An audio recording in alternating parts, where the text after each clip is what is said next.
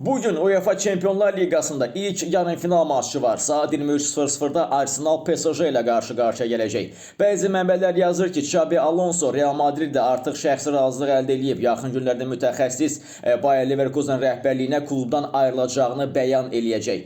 Real Madrid Thibaut Courtois ilə yeni müqavilə imzalayacaq. Barcelona rəhbərliyi baş məşqçi Hans-Dieter Flick ilə yeni daha 2 illik müqavilə imzalamaq üçün razılıq əldə etdi. Klubun idman direktoru Deco bu arada Bayer Leverkusen Alejandro Grimaldonu heyətə qatmaq istəyir və mütəxəssis yaxın vaxtlarda futbolçunu transfer etmək üçün danışıqlara başlayacaq.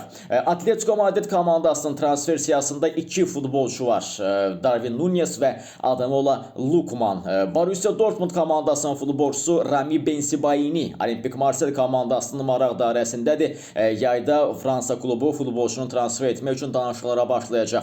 Nottingham Forest Betis'dən Johnny Cardoso ilə maraqlanır. Fenerbahçe komandasının baş məşqçisi Jose Mourinho isə heyətdə Federico Chiesa'nı görmək istəyir.